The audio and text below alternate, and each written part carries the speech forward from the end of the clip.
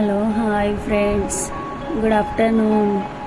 ఈరోజు నేను కొత్తిమీర టమాటా పల్లీల చట్నీ మీకు ఇంట్రడ్యూస్ చేద్దాం అనుకుంటున్నా.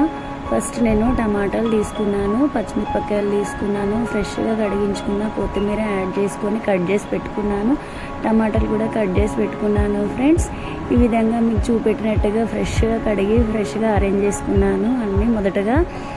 అదేవిధంగా టమాటాలని పల్లీలని కొత్తిమీర జీలకర్ర పుదీనా కాస్త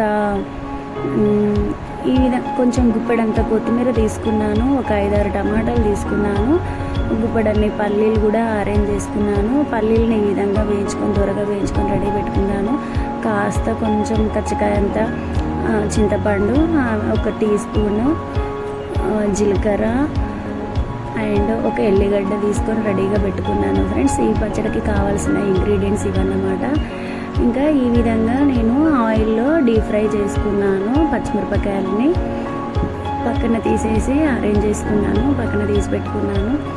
అదేవిధంగా మిగిలిపోయినటువంటి నూనెలో మనము మళ్ళీ రెడీగా ఉన్నటువంటి కొత్తిమీరని మళ్ళీ ఫ్రై చేసుకోవాలి లైట్గా.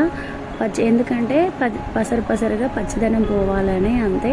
కొత్తిమీరలో చాలా విటమిన్స్ మినరల్స్ ఉన్నాయి. ఈ సమ్మర్లో మనకు చాలా మంచిది, కొత్తిమీర ఎక్కువ వాడాలి. చాలా హెల్త్కి కూడా చాలా మంచి ఇంగ్రీడియంట్ అన్నమాట. అదేవిధంగా కొత్తిమీరని ఈ విధంగా కొంచెం డస్ట్ లేకుండా క్లీన్ చేసుకొని ఇలా ఫ్రై చేసుకొని రెడీగా పెట్టుకోవాలి. అదేవిధంగా ఫ్రెండ్స్, మనకి కొత్తిమీర టమాటో చట్నీలో ముఖ్యంగా మనకి కావాల్సింది ఎక్కువ కొంచెం చిటికెడు పసుపు, ఉప్పు రెడీగా పెట్టుకోవాలి. కొత్తిమీరని ఈ విధంగా రెడీ చేసుకున్నాను, కాస్త ఫ్రై చేసుకున్నాను లైట్గా. అదేవిధంగా మిగిలిపోయిన ఆయిల్లో టమాటాలను వేసుకున్నాను. అదే టమాటాలలో మగ్గేంత వరకు మూత పెట్టేసుకొని మగ్గించుకోవాలి. ఆ విధంగా మళ్ళీ కొంచెం మనము నానబెట్టి ఉంచుకున్నటువంటి చింతపండును ఆయిల్లో వేయాలి, మగ్గించాలి.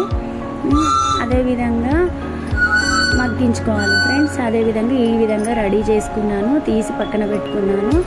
నెక్స్ట్ మనం చేయాల్సిన ప్రాసెస్ ఏంటంటే, ఒక మిక్సీ జార్ తీసుకొని ఆనియన్స్ పెద్ద ముక్కలుగా కట్ చేసుకొని ఆనియన్స్ని ప్లస్ జీలకర్ర, పచ్చిమిరపకాయలు, కొత్తిమీర, ఉప్పు, పసుపు, చింతపండు గుజ్జు అన్నీ రెడీ చేసుకున్నటువంటి ప్లేట్లో ఉన్నటువంటి అన్నీ మిక్సీ జార్లో వేసుకొని ఫస్ట్ ఒక కచ్చపెచ్చలాగా ఫస్ట్ గ్రైండ్ చేసుకోవాలి, గ్రైండర్కి వేయాలి.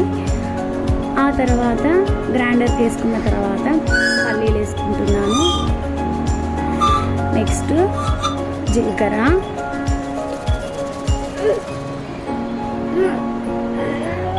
పసుపు, ఉప్పు, ఎల్లిపాయలు, జీలకర్ర ఈ విధంగా అన్నీ మిక్సీ జార్లో వేయించుకొని పెట్టుకొని మిక్సీ జార్లో రెడీ చేసుకున్నాను.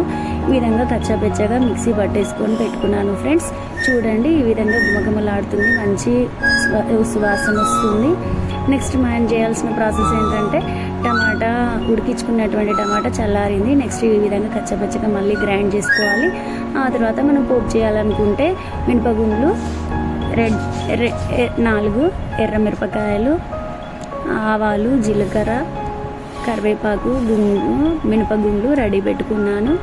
మనకు సరిపడా ఒక పావుకు కొంచెం ఎక్కువ పోసుకున్నాను ఆయిల్.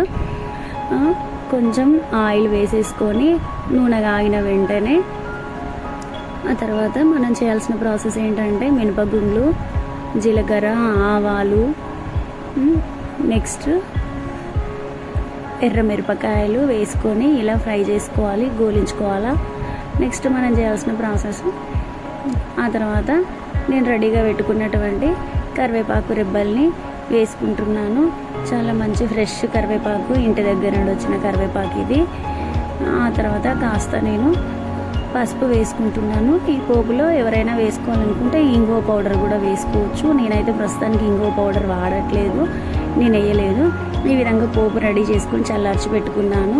నెక్స్ట్ మనం రెడీగా ఉన్నటువంటి చట్నీలో కలిపేసుకున్నాను పోపుని. ఈ విధంగా రెడీ అయిపోయింది చట్నీ, పుదీనా టమాటా చట్నీ. చాలా బాగా రుచికరమైన కొత్తిమీర టమాటా చట్నీ రెడీ అయిపోయింది ఫ్రెండ్స్. మీరు కూడా ఇలా రెడీ చేసుకోండి.